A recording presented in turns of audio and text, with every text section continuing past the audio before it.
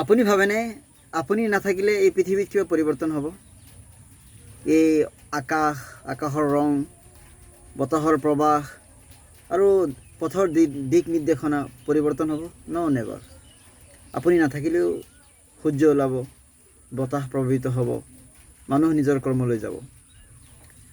হয়, আপুনি নিজকে যেতিয়ালৈকে পৰিৱৰ্তন নকৰিব এই পৃথিৱীখনক পৰিৱৰ্তনশীল নাপাব। এই পৃথিৱীখনত পৰৱৰ্তী ৰূপত আপুনি নাপাব।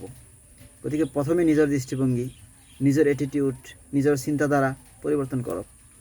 এই বিষাদ পৃথিৱীখন যিটো আপোনাৰ কাৰণে লাগে সেই ধুনীয়া হৈ যাব, সুন্দৰ হৈ যাব, মনোৰম হৈ যাব। আল্লাহ তাআলা কুৰাণত ইৰশাদ কৰিছে, বিসমিল্লাহিৰ ৰহমানিৰ ৰহিম, ইন্নাল্লাহা লা ইউগায়্যিৰু বিকওমিন হাত্তা ইউগায়্যিৰু মা বিআনফুসিহিম। যেতিয়ালৈকে কোনো জাতিয়ে নিজকে পৰিৱৰ্তন নকৰে তেতিয়ালৈ আল্লাহ তাবাৰক তাআলা তেওঁলোকক পৰিৱৰ্তন নকৰে। গতিকে আপুনি ইণ্ডিভিজুৱেলি যদি নিজক পৰিৱৰ্তন নকৰে তেতিয়া আপোনাৰ দিক, আপোনাৰ জীৱন, আপোনাৰ দৃষ্টিভংগী যদি পৰিৱৰ্তন নকৰে তেতিয়া আপোনাৰ মাজতো কোনো পৰিৱৰ্তন আপুনি নাপাব।